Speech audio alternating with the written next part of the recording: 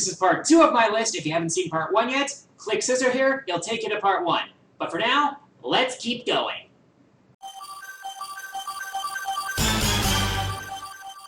When you think of Mortal Kombat, who do you think of? Popular choice? Yeah, I can see why. Understandable. Dio!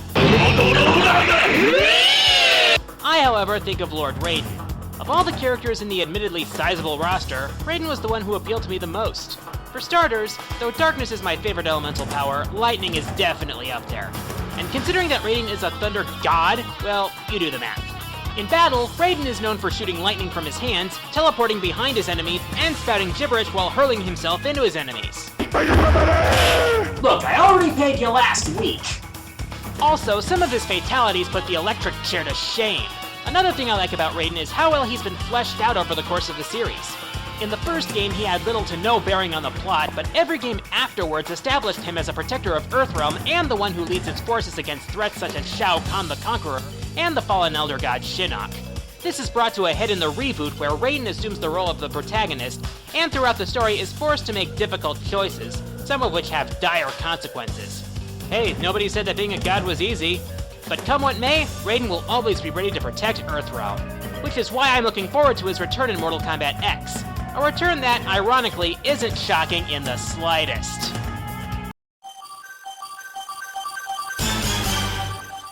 Alert! Incoming badass! And he's 3 feet tall and furry.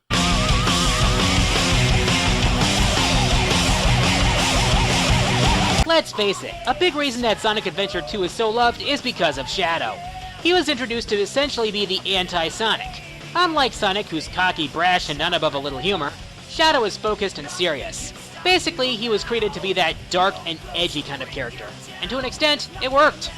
For one thing, Shadow's basic abilities are very similar to Sonic, particularly being able to reach speeds that rival the blue guy himself. Beyond that, however, Shadow can tap into the power of the Chaos Emeralds to unleash abilities such as his trademark Chaos Control, which can manipulate space and time to an extent. But more important to Shadow is his personality and development. Shadow was created by Professor Gerald Robotnik, Dr. Eggman's grandfather, in an attempt to create the ultimate life form, using the blood of the alien Black Doom in order to do so. However, some military kooks considered him a threat, captured the professor, killed his granddaughter Maria, and tried to destroy Shadow, who was sent to Earth in an escape pod and sealed for 50 years before Eggman revived him. Over the course of Sonic Adventure 2, he went from a menace bent on revenge to someone who risked his life for the sake of the promise he made to Maria. As a character, his solitary nature and his focus on his goals have led him to be acclaimed as one of the definitive anti-heroes in gaming. And now I have to bring up his game. For me, playing Shadow the Hedgehog was a guilty pleasure. Yeah, the objectives ran into one another on occasion and the weapons seemed a bit tacked on, but damn 4th Chaos Emerald if I didn't have fun with it. But is it just me, or has his voice acting gotten worse and worse over the years? It all starts with this. A jewel containing the ultimate power. Where's that damn 4th Chaos Emerald? You got this, Sonic. You know, now that I think about it, his voice acting's always been a little cheesy.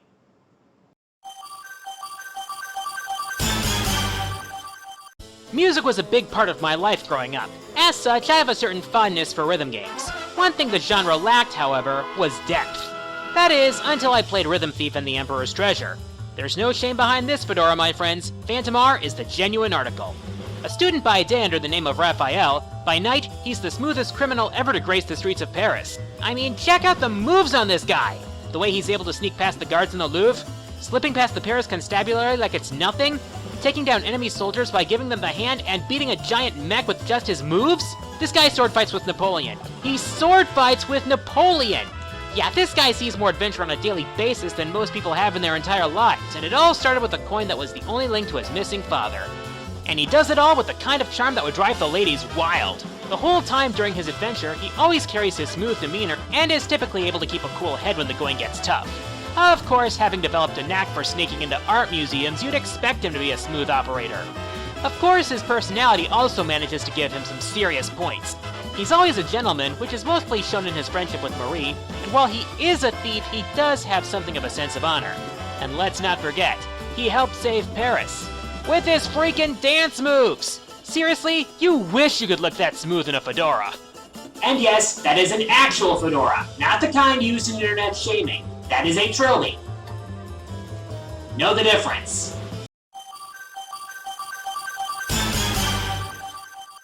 I can just imagine all those NES owners playing Metroid all the way back in 1986. Exploring Planet Zebes, blasting through countless alien enemies, poning Kraid, Ridley, and Mother Brain, and holy shit, Samus is a chick!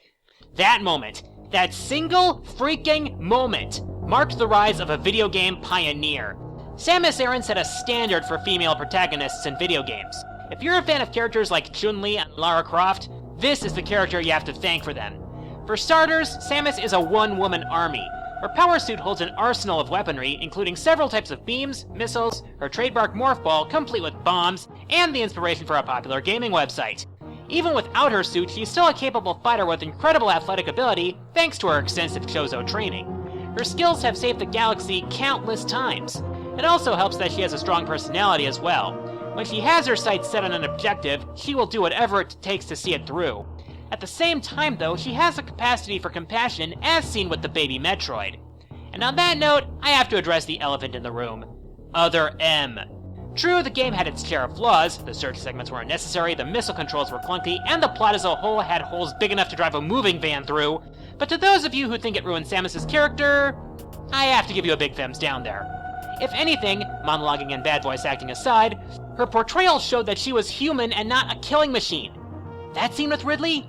That's post-traumatic stress disorder. That monster killed her parents and Samus thought she had killed him. The reason we hardly ever saw her emotions was because A, she was mostly alone except in other M and Prime 3 and Fusion, and B, we usually don't get a chance to see much emotion behind her visor. Also, why are people bitching about her appearance in the new Smash?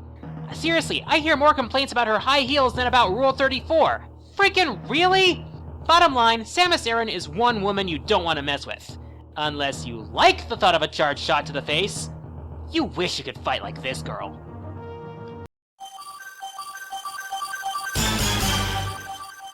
Okay, you may have expected this game to turn up sooner or later.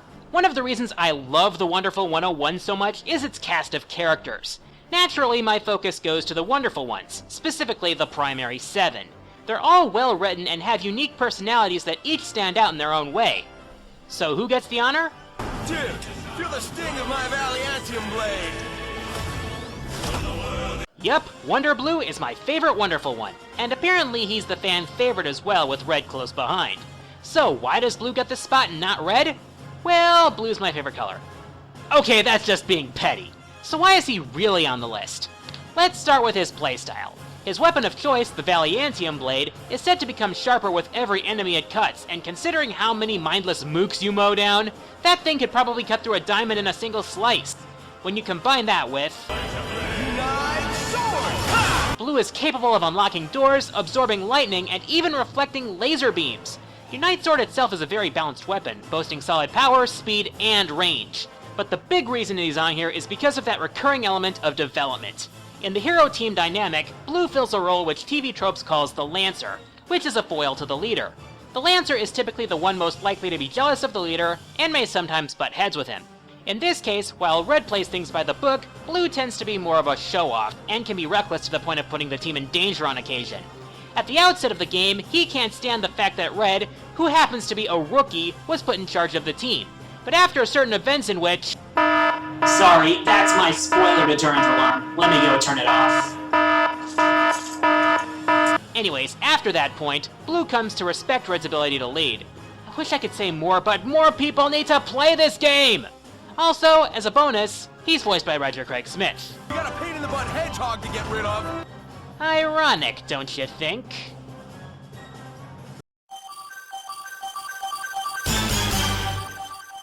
And now your recommended daily allowance of Johnny Young Bosch. The main problem with many silent protagonists in video games is that if done wrong, they can come off as boring or unrelatable. However, there are several cases in which the silent protagonist trope is done right. One of the best examples is Yu Narukami from Persona 4. Let's start with what he can do in battle.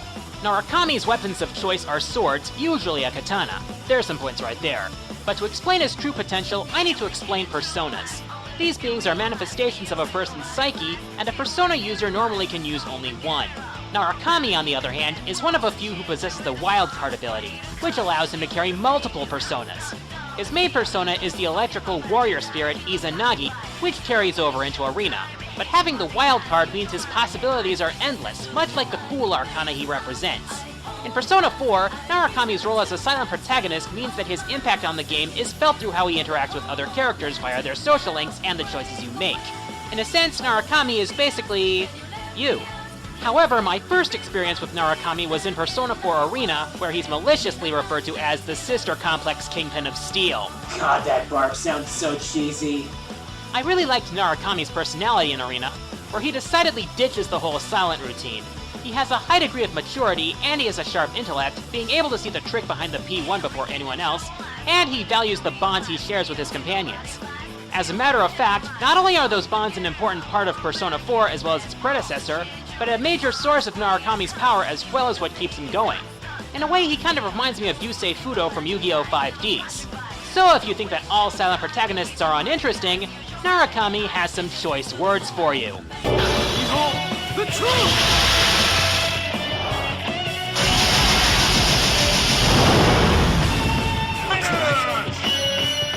I rest my case. With Kingdom Hearts and its characters, you either love them or despise them with every neuron, especially when it comes to Sora. As for me, well, I don't hate Sora, but you know you have a problem when a protagonist has less development than his own nobody.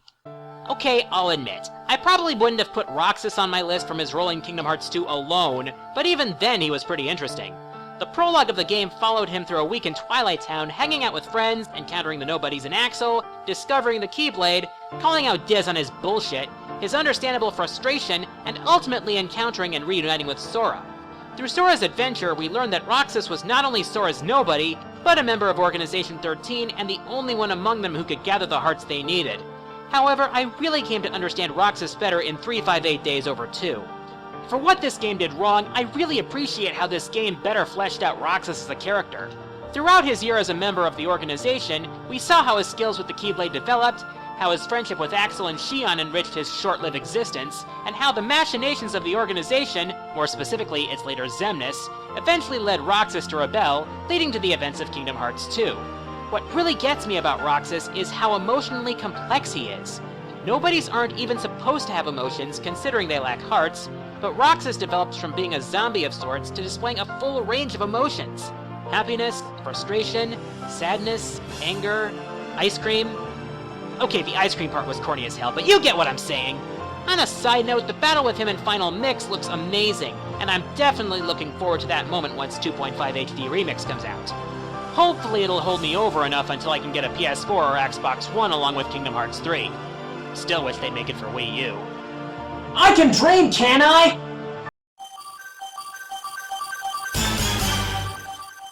Character development can really help a game's story, but how about when the entire plot of a game revolves around the development of a single character? If you've played The World Ends With You, you'd understand, because that pretty much sums up Neku Sakuraba in a nutshell. This character started out completely unlikable. He began as an antisocial jerkwad, but getting thrown into a game where your only chance of survival is to trust others really helps a guy change. Let's start with battle capabilities. In fighting the Noise, the game's enemies, Neku is able to utilize Psychs using the pins he has equipped. These Psychs range from basic physical attacks to powerful spell-like moves. By coordinating his attacks with his partner, he's able to make his attacks even stronger and can even initiate devastating fusion attacks. But of course, it's the old recurring theme that gets him on here. I'm not kidding when I say that Neku's development is the focal point of the game. Prior to the game's events, Neku is shown as a loner who prefers his headphones and his favorite graffiti over having a social life of any kind. His death lands him in the Reaper's game where he's forced to open up or get erased.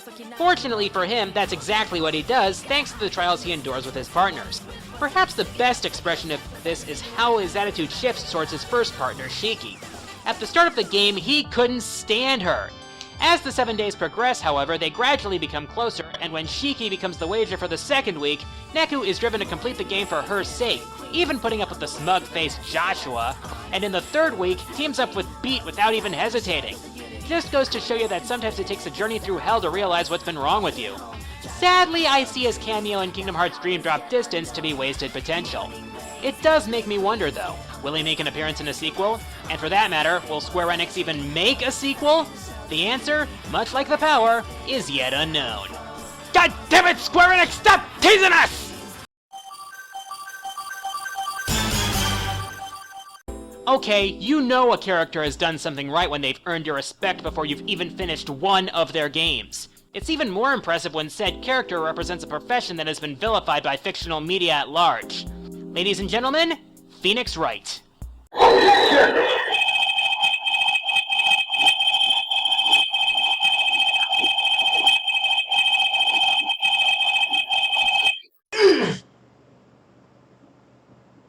Okay, allow me to present my evidence. If there's one man who proves that not all battles are won with violence, it's Phoenix. A miracle worker in the courtroom, Phoenix has snatched the truth from the jaws of defeat more times than I've made cheap references in my videos. No matter what bullshit that prosecutors try to pull, he never loses sight of his goal of finding the truth, even if it means looking at things from another angle, something taught to him by his mentor, Mia Fey. In fact, Mia is part of the reason that Phoenix wanted to become a defense attorney in the first place. Phoenix knows firsthand how it feels to be wrongfully accused, having been in that position twice. The first time when he was a kid, his friend and eventual rival Miles Edgeworth came to his defense when he was accused of stealing lunch money. As a college student, he was framed for murder by the woman he'd been dating, and were it not for Mia, we wouldn't have a franchise. As for Phoenix's career, a hero is defined by his opponents, and Mr. Wright has faced some of the toughest, most persistent, most crooked, and most intimidating prosecutors in the justice system. Not to mention some of the worst scum to ever take the witness stand. But no matter what he's up against, he never gives up on his search for justice, and whether it's through his psych blocks, some help from his friends, or just sheer bluffing, he always manages to find a way to the truth. Even after he lost his attorney's badge, he never lost sight of what he believed in, and actually proved to be a powerful mentor figure to Apollo. In fact, he's so popular that not only did he become the joke character in Ultimate Marvel vs. Capcom 3, but fans have made plenty of crossover cases of their own, Devil's Attorney and Turnabout Storm being prime examples. I'd love to see a fan-made Yu-Gi-Oh! Crossover, to be honest. Bottom line, if you need a miracle in court, call the law offices of Wright & Company, because no one should have to tolerate crooked bullshit in the workplace.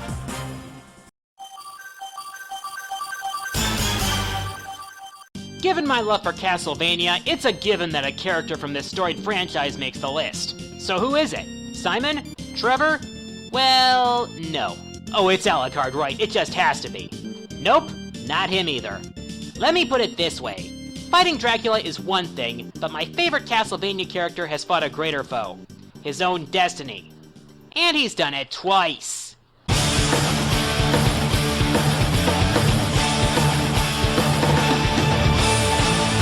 Okay, Soma may not be the most famous character in Castlevania, but like I've said, I'm not most fans.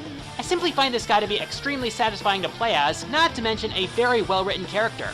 Let's start with the latter. As Aria of Sorrow begins, Soma and his childhood friend Mina are drawn into Dracula's castle inside of a solar eclipse. Video games. As he explores the castle, he learns of how Dracula was defeated in 1999, and how his reincarnation would come to inherit his power. As it turns out, Dracula's reincarnation is Soma himself.